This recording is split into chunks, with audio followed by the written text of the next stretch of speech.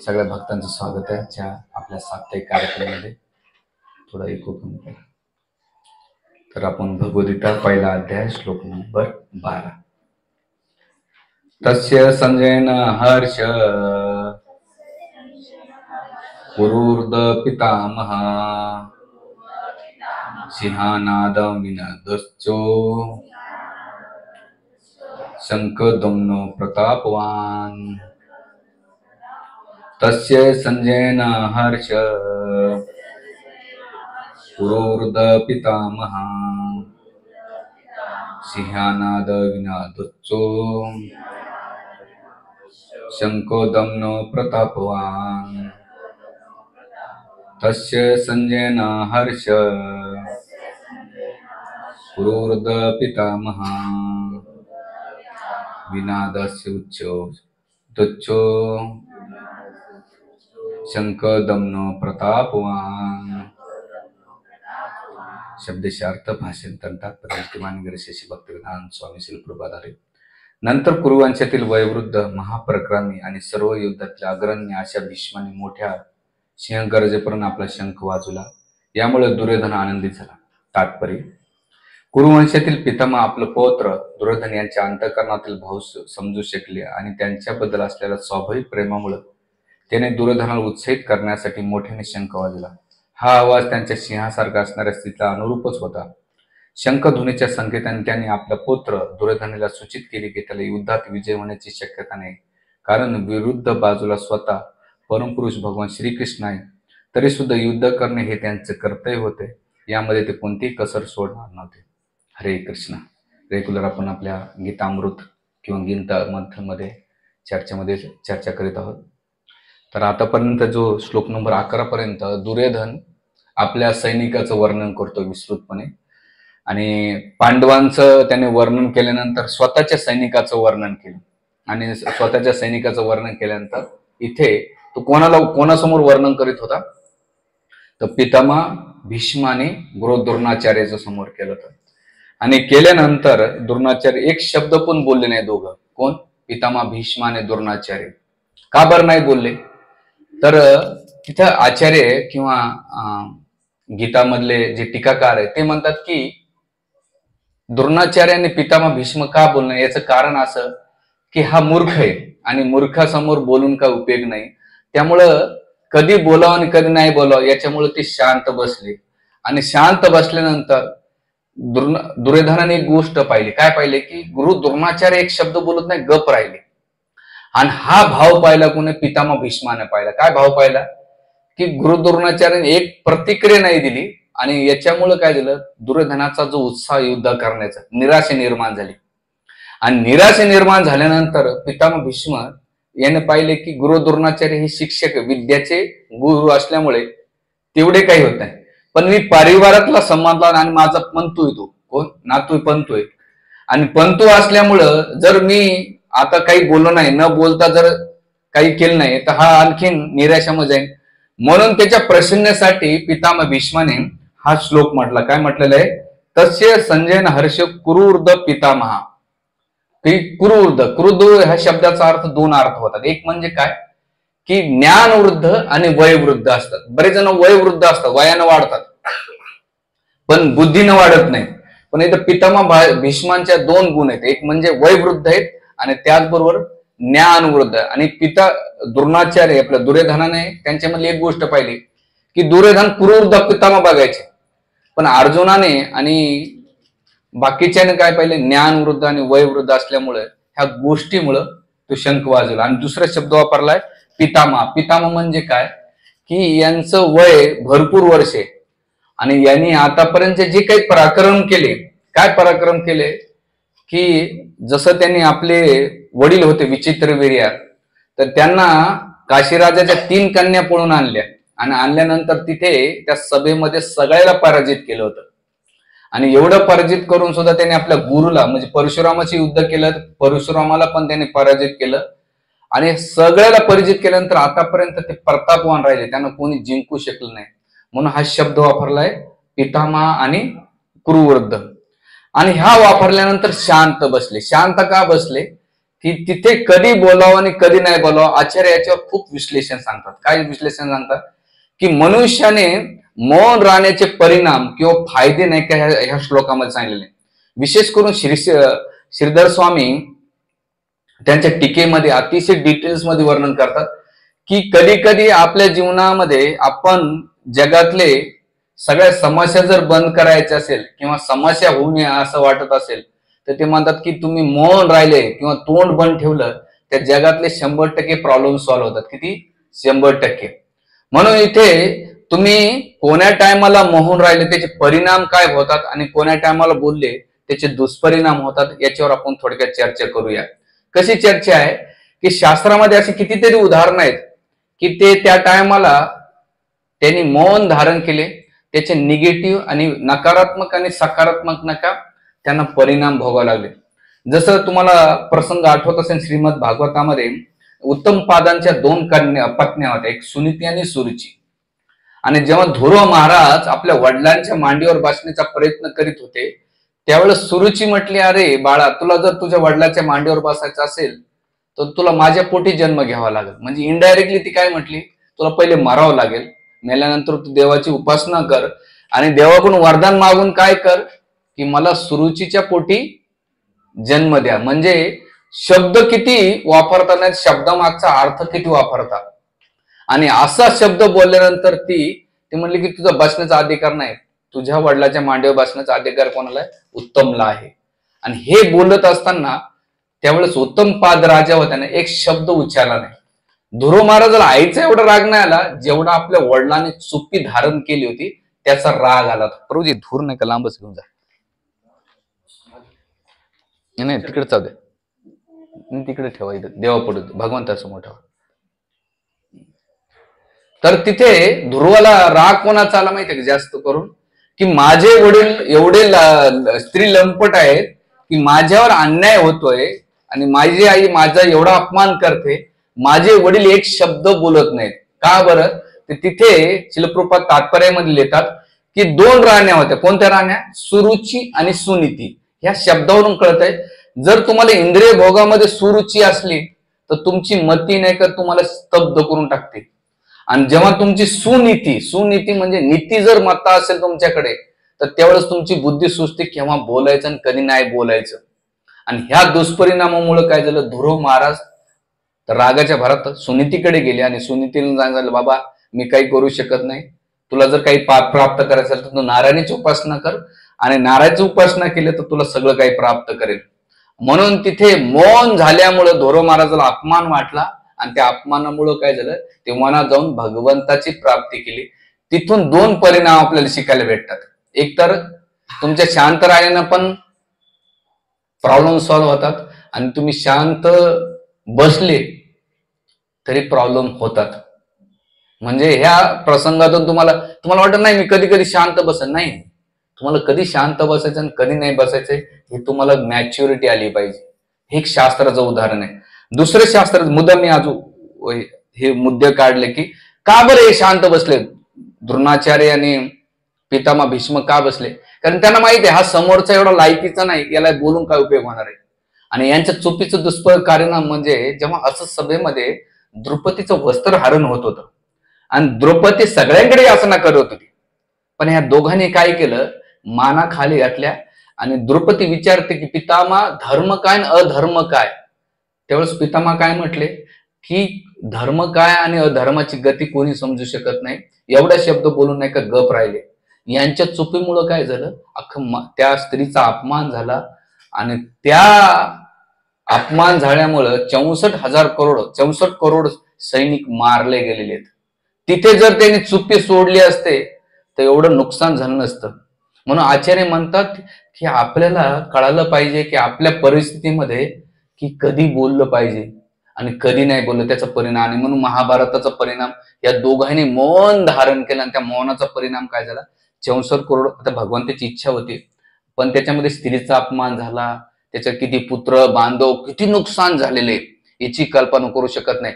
म्हणजे एक कॉज आणि इफेक्ट थेरी म्हणतात आपल्या वैज्ञानिक भाषेमध्ये. जसं बटन ऑन केलं ना, छोटच आहे तुम्ही बटन, पण फॅन किती जोरात फिरतो, तसंच ना तसं तुम्ही एखादी चूक किंवा एखादा शब्द बोलले किंवा गप राहिले त्याचे परिणाम फ्युचर, आता तुम्ही थोडक्यात प्रॉब्लेम सॉल्व्ह करण्यासाठी विचार करता, पण भविष्यामध्ये त्याचे किती रिॲक्शन येऊ शकतात हे आपल्याला माहित नाही.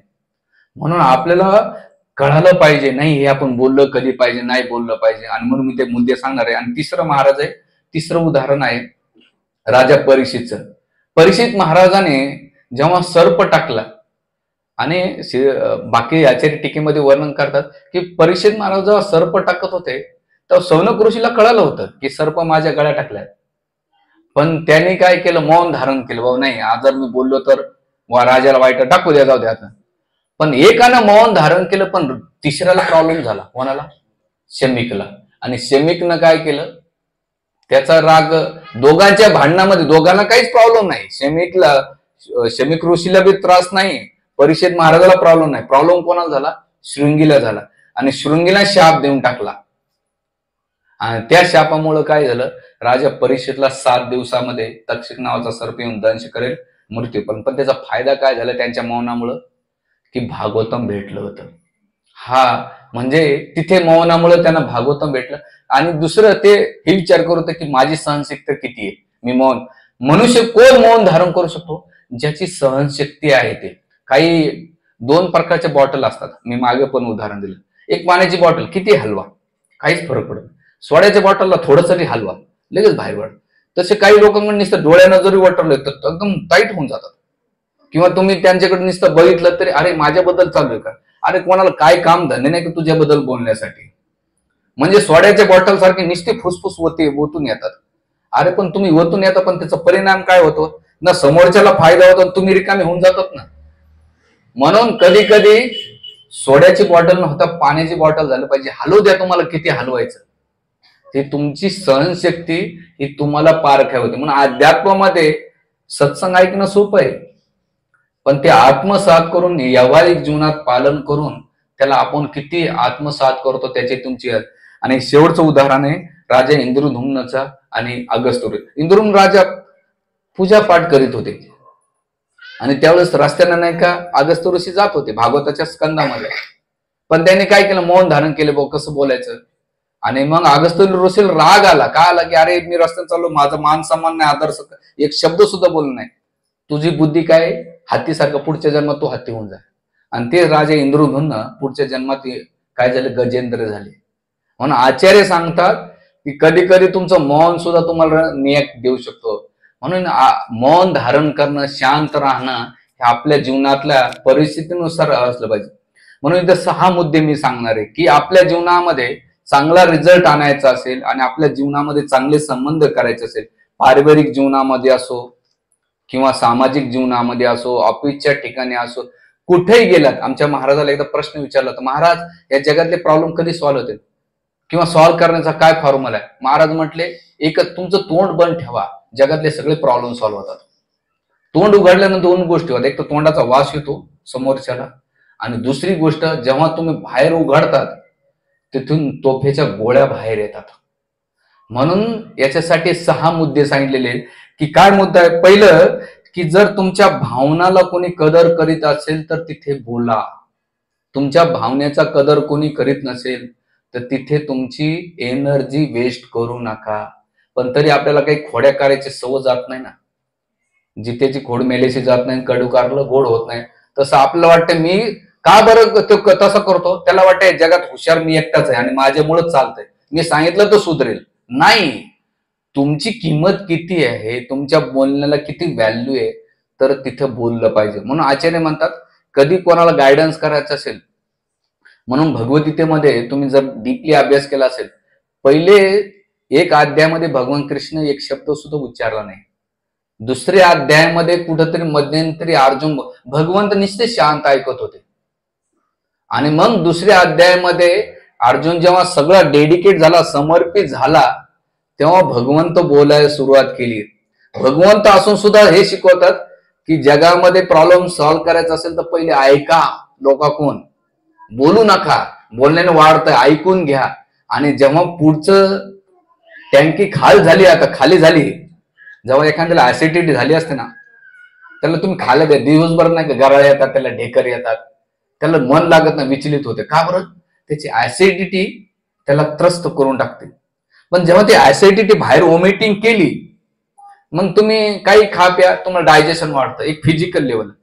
तसंच कोणी तुमच्याकडे काही प्रॉब्लेम सॉल्व्ह करण्यासाठी आलं आणि त्याला पहिले बोलू द्या. पूर्ण बोलल्यानंतर त्याचं मन मोकळं झालं, भाडास निघाली, मग तुम्ही आम्हाला एकदा शिक्षेष्टमोर एकदा वाक्य सांगितलं आमच्या मीटिंगमध्ये. ते म्हणतात की कोणाची प्रॉब्लेम सॉल्व्ह करायचे ते काम करा, 90% ऐका आणि 10% गायडन्स करा. तुमचं उलट होतंय म्हटले. तुम्ही 10% ऐकता, 90% त्याला फिलॉसॉफी जोडतात, त्याच्या डोक्यात काही फरक पडत नाही. म्हणून पहिलं तुम्हाला तो किती आदर देतो आणि त्या तुमच्या शब्दाला किती व्हॅल्यू देतो, तेव्हा तुम्ही बोललं पाहिजे. जर अन्यथा नाही जर दिलं, म्हणून आचार्य सांगा 3 गोष्टी. पहिल्यांदा 2 वेळा सांगा, तिसऱ्यांदा त्याला निग्लेक्ट करायचं काम. तुझं कर्म तुझ्यासोबत चांगलं झालं वाईट झालं पाहून न पाहिल्यासारखं करा. आपला पोरगा ऐकत नाही ना, सोडून द्या ना, काय फरक पडतो? नवरा ऐकत नाही ना, सोडून. बायको ऐकत नाही ना, कशाला बदलतात? कशाला डोक्याला एनर्जी घालतात? ज्याचा त्याचा स्वभाव आहे, वागणं आहे, बोलणं आहे. म्हणून मौन राहणं हा सगळ्यात पहिला विषय. दुसरं सांगतात ते की जेव्हा 2 भांडण करत असतात तर तिसऱ्यानं कधीच पडायचं नाही त्याच्यामध्ये. नाही तर कधी कधी काय होतं, दोघा सुटून तिसऱ्यालाच मार भेटतोय. कितीतरी उदाहरण आहेत. म्हणून घरामध्ये ते सांगतात आचार्य, नवरा बायको भांडण करत असताना महामूर्ख व्यक्तीनं कधी तोंड घालू नये. जो घालेन तो महामूर्ख म्हटलेलं आहे. आचार्यांचं वाक्य आहे, माझं नाही. कारण ते भांडण करून गोड होते ना, आपण तोंड घातलं तर. माझा तर अनुभव चांगला आहे मंदिरातला. लोक माझ्याकडे येऊन गारानं सांगतात आपण चांगल्या गोष्ट प्रभूजीच असे, प्रभूजी आमच्या घरात फड्या गेल्या. अरे मी काय तुमच्या घरी आलो होतो का? तुम्हीच आले, माझीच खिचडी खाल्ली, मला शिव्या घालत बसतात. अरे हा. तर हे दुसरी गोष्ट सांगतात आचार्य, जेव्हा 2 व्यक्ती भांडण तुम्हाला जर इंटरफेअर करायला लावला तर तुम्ही शब्दाची पण रचना खूप चांगली असली पाहिजे. कारण तुम्ही कधी कधी शब्द भांडण मिटवायच्या ऐवजी हा नाही तू बरोबर बोलतीस आणि तू पण बरोबर, म्हणजे वाढ घालतील आगीत तेल पाणी नाही. तुमच्या शब्दाने ते शांत होतंय का वाढतं हे तुम्हाला कळतं कुठं? नाही. आणि एकदा एक बाई मी तर प्रभूजी असं सहज बोलले. अरे बाई तू सहज बोलून गेली, पण तिच्या घरात मोठा आग लागले ना. तुमचं सहज बोलणं होतं पण दुसऱ्याला किती. हा दुसरं कारण सांगतात आचार्य. आणि तिसरी गोष्ट सांगतात, ते म्हणतात की जेव्हा कधी बोलावं आणि कधी नाही बोलावं याची आपल्याला बुद्धी कळाली पाहिजे. म्हणजे समोरच्या व्यक्तीचे पात्र काय, परिस्थिती काय, आणि ते बोलण्याच्या मागे जोपर्यंत तिची पार्श्वभूमी माहीत नसेल तोपर्यंत कमेंट किंवा प्रतिक्रिया अजिबात नाही दिली पाहिजे. कधी कधी आपल्याला काही माहीत नसतं आणि समोरचा आपल्याला जेव्हा काही सांगतो तेव्हा त्याची दुष्परिणाम. मध्यंतरी माझ्याकडे कपल आलं होतं. कपल म्हणजे यंग पोर, याचा रेल्वेमध्ये स्टेशन मास्तर आहे नाशिकला. तो त्याच्या बायको आणि त्याचं आजीबाचं म्हणतं का, तर दिवसभर त्याच्या सासूचं आणि बायकोचं दिवसभरातले 25 फोन असते. काय कशी सब्जी कटिंग करते. आता संसार मोडायची वेळ आलेली आहे आणि 100% इंटरफेअर कोणाचं माहितीये का? सासूबाईचं इंटरफेअर आहे. आणि ती बाई प्रत्येक गोष्ट, माझी सासू आज मला असं बघितलं, ती एवढी इम्पॉर्टंट देते तिथं. आणि ती राहते कुठं? ती राहते अमरावतीला आणि हे कपल राहतं कुठं? नाशिकमध्ये. म्हणून सांगायचं तात्पर्य काय आहे की आता संसार मोडायलाय. तुम्हाला वास्तविक ग्राउंड लेवलला काहीच माहित नसतंय. तुमची मुलगी एक साईडच सांगतेय, तुम्ही एक साईडच ऐकतात आणि एक साईडलाच कमेंट देतायत. पण तुमच्या एक साईडनं ऐकण्यानं तुमच्या मुलीचं किंवा संसार मोडताय. जागा आणि व्यक्ती बदलण्यानं प्रॉब्लेम नाही सॉल्व्ह होत. तुमची मेंटॅलिटी बदलणं तुम्हाला खूप महत्वाचं आहे. तुम्ही म्हणता ना आज, आणि तो माणूस लय चांगला देवासारखा आहे. तुम्ही माणसं बदलाय जाता पण फ्युचरमध्ये येणारे प्रॉब्लेम्स तुम्हाला किती फेस करावं लागतं हे माहीत नाही. म्हणून हे मौन राहणं खूप महत्वाचं आहे. आणि त्या बडबड नुसतं भयंकर बोलत राहतात. आणि त्या केसला डीलिंग करता करता आम्ही एका सिनियर काउन्सिलर सांगितलं, प्रभूजी केस तुम्ही डील करा माझ्या, कारण की माझी पेशन्स नाही राहिली आता लोकांची गाणं ऐकायला. मी आजकाल नाही का खूप हे झालं. तर हे मुद्दा सांगतात. पुढचा एक मुद्दा सांगतात की ते म्हणतात की जर मौन कधी, जेव्हा एखादा समोरचा खूप बळ, याला म्हणतात अप्पर डिपर प्रिन्सिपल्स. रस्त्याने तुम्ही रात्रीच्या गाड्या चालवत असाल आणि दोन्ही अप्पर झाले असते. अप्पर म्हणजे लाईट्स, डिप्पर आणि अप्पर. डिप्पर म्हणजे काय? हाईट मध्ये, आणि अप्पर म्हणजे लहान आहे ना खाली. हा, जर दोन्ही अप्पर झाले किंवा डिप्पर झाले तर गाडी एकूण एकावर नाही का ऍक्सिडेंट होण्याचे चान्सेस असतात. आणि एकानं अप्पर झालं आणि एकानं डिप्पर झालं तर ती गाडी स्मूथली काय होईल. तसं तसं नवरा बायको मध्ये कुठं भांडण असेल, एखादा लय तापला असेल ना, दुसऱ्याने शांत राहा, त्याला शब्दाला शब्द देऊ नका. आणि त्याचा टेम्पो हाय होऊन शांत झाला की मग हळूच रूम मध्ये गेल्यानंतर शांत डोक्याने सांगायचं, अहो किंवा हे असं केलं असतं तर असं झालं असतं, तसं केलं तर तसं झालं असतं. हे जेव्हा तुम्ही शांत सांगतात ना, दोन गोष्टी होतात. एक तर तुमचे रिलेशन मेंटेन होतात, तुमचे प्रॉब्लेम सॉल्व्ह होतात, आणि दुसऱ्यामध्ये तुमच्या मनामधली जी कटुता आहे, वाग्बाण आहेत ना, ते पुढे फ्युचरमध्ये, जसं आता एक दिवस आमच्या भक्तांना हे नेहमी उदाहरण पाठ झालं. एकदा माझ्याकडे कपल यायचं, ते म्हणा आज गीता सोडून प्रभूजी का, तर धृतराष्ट्र आपलं पितामह भीष्म आणि द्रोणाचार्य गप राहिले समोर. तिथे त्या कपल मध्ये एवढे भांडण की कल्पना काय मुद्दा होता विसरून गेलो होतो सांगायचा, की ते कपल नेहमी एवढं भांडण करते.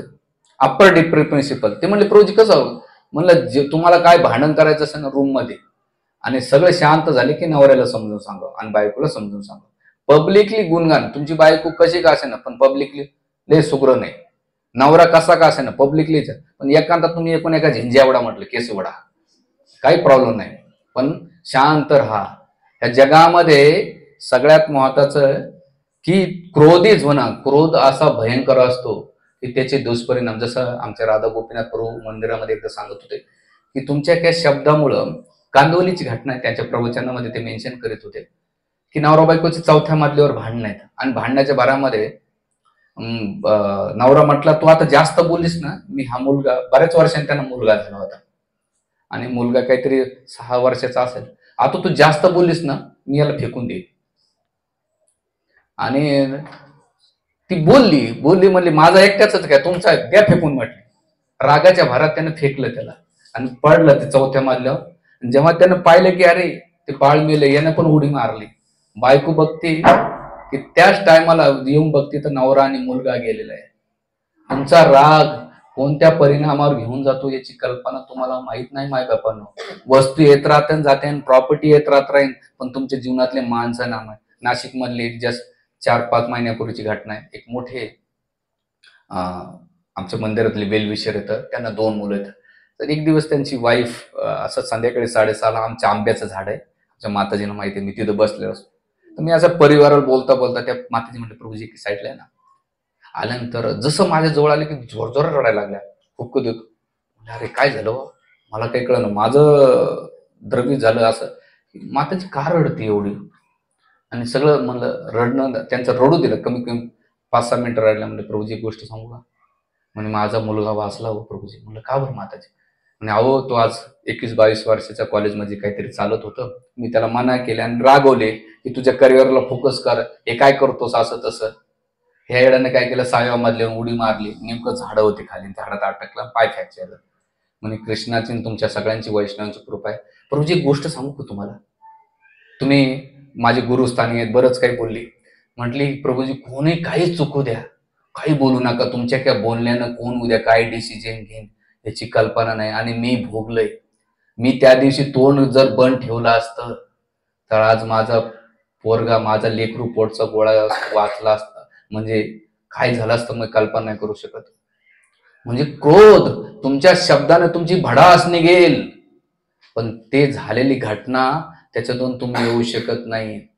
म्हणून 2 गोष्टी, तुमचा अहंकार चुलीत घाला आणि आपल्या मागे येऊन, मी आताच मध्यंतरी प्रवचन दिलं, दोषावर 6 प्रकारचे नियंत्रण कसं असलं पाहिजे, सोडून द्या. आणि मौन धारण करून, कधी कधी तुमच्या बोलण्याने प्रॉब्लेम सॉल्व्ह होत नाही, तेवढं तुमच्या शांत राहण्याने प्रॉब्लेम्स होतात. माझ्याकडे घटना सांगतो. माझ्याकडे कपल यायचं, नेहमी 2-2, 3-3 घंटे टाइमपास करायचं. त्याने नेहमी जप विचारलं ना तर जपच करत नव्हते. म्हणलं अरे याला मी खूप डोकं आपटवतो, वेगवेगळे ग्रंथ वाचून मोबाईलवर बोलतो, मंदिरात 2-2 घंटे देतो, रात्रीचे 11-12 वाजता वेळ देतो, डोकं पिकलं जप करतो. नंतर म्हणलं अरे यांना बोलून उपयोग नाही, आणि हे आपल्याला चिपली घेऊन राहिले देव सोडून. मग आल्यानंतर बरेच वेळ आल्यानंतर माझा एक पर्याय काय केला, नवीन पर्याय केला. ते सगळे लोक बसले बोल, की त्याला निग्लेक्ट करीत गेलो. 1 झाला महिना, 2 महिने, 2 महिन्यानंतर नवरा बायको, का प्रभूजी पहिले आम्हाला बोलायचे, तुम्ही वेळ द्यायचे, आता तुम्ही पाहून न पाहिल्यासारखं निग्लेक्ट करतात. माताजी बघा, म्हणलं प्रभूजी मी भक्तीतला बोलणारा माणूस आहे, मी संसारातलं काही बोलू शकत नाही आणि माझं काही एवढं तुम्हाला ज्ञान देण्यासारखं मी मोठा पण नाही. आणि मी भक्तीत तुम्ही सांगितलेलं तुमच्या जीवनामध्ये माझ्या बोलण्यामुळे त्रस्त होत असेल, तुमच्या ग्रस्त जीवनामध्ये, त्यापेक्षा मी शांत राहिलेलं बरं. शांत राहणं हे सगळ्यात चांगलं माताजी. त्यामुळे तुम्ही तुमचं जीवन जगा, मी माझं भक्तीचं हे करतोय. अच्छा. आणि मग त्यांना कळालं की अरे आपण एवढे दिवस प्रभूजीचा वेळ घेतला आणि आपण जप करत नाही. लिटरली तुम्हाला सकाळी 6:30 मला SMS आला, 16 राऊंड कम्प्लीट. म्हटलं जे बोलण्याने प्रॉब्लेम सॉल्व्ह झाले नाही ते तुमच्या मौन राहिल्याने प्रॉब्लेम सॉल्व्ह झाले. म्हणून हा फॉर्म्युला आजकाल मी जास्त वापरतो. कोणाला काहीच बोलायचं नाही. हा, नेकी कर दर्या में डाल. हा, तर हे सांगायचा मुद्दा असा आहे की क्रोध हा कधी प्रॉब्लेम सॉल्व्ह करत नाही, तर प्रॉब्लेम वाढवतो. म्हणून इथे मौन राहणं हा सगळ्यात पहिला. आणि याला म्हणतात पॉवर ऑफ सायलन्स, म्हणजे सहनशक्तीचं हे दिले. हा एक मुद्दा. आणि शेवटचा एक मुद्दा आहे की सगळं जास्त बोलल्याने, जास्त जो बडबड करतो ना, त्याची दोन गोष्टी होतात. तो जगाला दाखवतो की माझ्यापेक्षा हुशार कोणीच नाही. कोण जास्त बोलतंय की त्याला वाटते सगळे येडे आहेत आणि मीच हुशार आहे आणि माझं ऐकलं पाहिजे. त्याचा मोठा भ्रम आहे. कोणी नाही, सगळेजण हुशार असतात. कधी कोणी माणसं बघून नाही का ते शांत राहतात. म्हणून आपली हुशारकी कुठे दाखवायची आणि कुठे नाही हे आपल्याला कळायला पाहिजे. हा एक विषय खूप मोठा आहे याच्यावर बोलण्यासारखा. म्हणून आपल्या जिभेवर जगातली तुमची व्हॅल्यू तुमच्या बोलण्याने होत नाही, तर तुमच्या कार्याने होते. काय तुमची किंमत, तुम्ही किती बोलतात, किती लोक ऐकतात तुमचं, पण तुमच्या कार्यातून तुम्हाला लोकांना इफेक्ट पडतो. म्हणून कमी बोला आणि कार्यातून जास्त दाखवा. आणि दुसरं, बोलण्यातून 3 गोष्टी होतात. एक म्हणजे तुमची शारीरिक ताकद निघून जाते. जे जास्त बडबड करतात ना त्यांची बुद्धी नाही का चंचल राहते. काही कुठे बडबड बडबड. गलीत नाही का 2 शांताबाई होत्या, एक शांताबाईच्या नावाची होती, लय भांडकुल, नाव शांताबाई होतं तिचं, पण गलीत भांडण करायचं तर सगळ्या गलीतल्या बाईने मिटिंग घेतली की हिला कोणाशीच भांडायचं नाही. ही किती काही करू, काय करायचं, शांत राहायचं. तर हिनं पाहिलं, शांताबाईनं पाहिलं की सगळ्या बायाने मिटिंग घेतली आणि कोणी बोलत नाही, काय नाही. ते एक दिवस एका बाईकडे गेली, ठोकूबाईकडे गेली आणि म्हणली, ठोकूबाई माझी चूल पेटवायची, तुझं विस्तू दे ना. म्हणली जा घेऊन. नाही म्हणली, एक काम कर, माझ्या पदरामध्ये विस्तू टाकतो. काय कर, माझ्या पदरामध्ये तू विस्तू टाक. ती बिचारी ठोकूबाई भोळी बाबडी होती, तीन टाकला विस्तू. शांताबाईची जी भडास होती ती काय झाली, निघाली.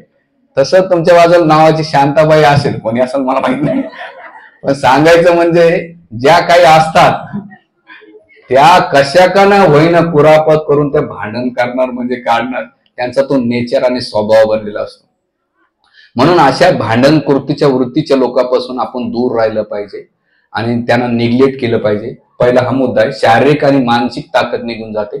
आणि तिसरी गोष्ट होते की जे प्रॉब्लेम सॉल्व्ह करायचे ते आणखीन वाढून जातात.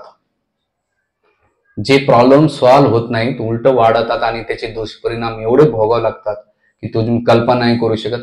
त्यामुळे शांत राहिलेलं, मौन राहिलेलं, कधी कधी इंटरफेअर करावं आणि कधी नाही. आजकाल जे वयाने जे मोठे असतात ना, त्यांना असं वाटतं की जगातलं ज्ञान आम्हाला आहे आणि आम्ही सांगितलं त्या ठीक आहे, त्याचं अनुभवाचं ज्ञान असेल, पण नवीन पिढी, नवीन जनरेशन, त्यांची बुद्धी वेगळी चालते.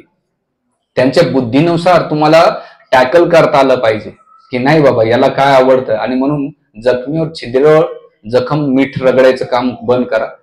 तर त्यासाठी सांगायचं तात्पर्य असं की तुम्ही मौन राहिलेलं बरे. आणि सगळ्यात शेवटी म्हणजे ते म्हणतात की सगळ्या भांडणाला कारणीभूत जर कोणी असेल तर आपलं तोंड आहे. हा एक संस्कृतचा श्लोक तुम्हाला सगळ्याला पाठ असेल. लक्ष्मी नाही का जिभेमध्ये वरते आणि त्याच लक्ष्मीनं, त्या लक्ष्मी जिभेतून नाही का, जेव्हा तुम्ही गोड बोलता तर लक्ष्मी जवळ येते आणि तुम्ही जेव्हा जिभेनं खवचट बोलतात तर लोक तुमच्या लांब जातात. ह्या जिभेनं नाही का तुम्हाला गुलाबजामचा आस्वाद घेता येते आणि ह्या जिभेनं नाही का कानफटीत खालं नाही खूप एकत येते.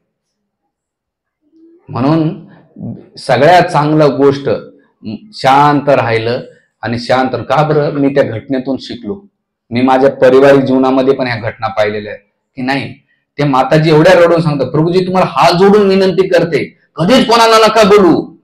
तुमच्या बोलण्यानं तुमच्या परिवारातल्या लोकांना किंवा भक्तांना किंवा कुठेतरी बोलतात, कोणी कुठं काय केलं तर उद्या तुमच्या जीवनात तुमची काय ठेका घेतलाय काय तुम्ही.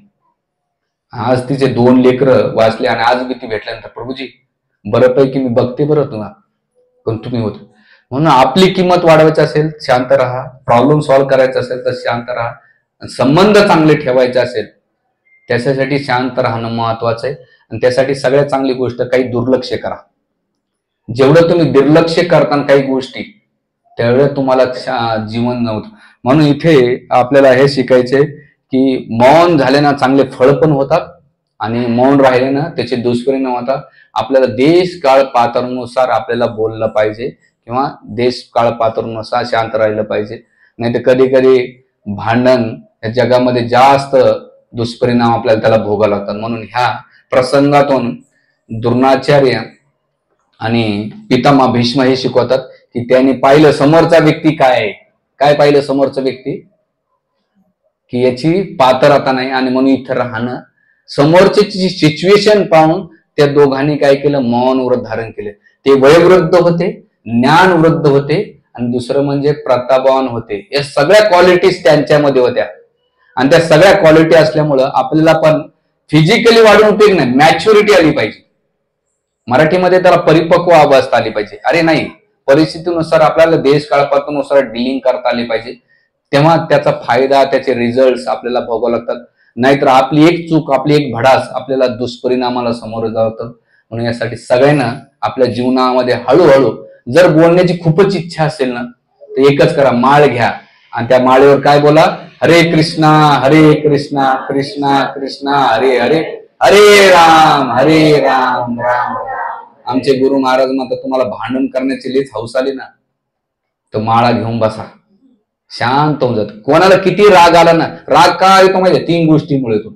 एक तर दुसऱ्याला कंट्रोल करण्याची मेंटॅलिटी असते आणि जेव्हा कंट्रोल नाही झाला मग रिॲक्ट करतो. सेकंड आहे, याच्यावर खूप डिटेल्स आहे. सेकंड काय, मी परफेक्ट, आय एम परफेक्ट, मी परिपूर्ण आहे, समोरचा पण तेवढंच परिपूर्ण झाला आणि तो परिपूर्ण होत नसेल तेव्हा आपण रिॲक्ट करत असतो. हे दुसरं कारण क्रोध येण्याचं.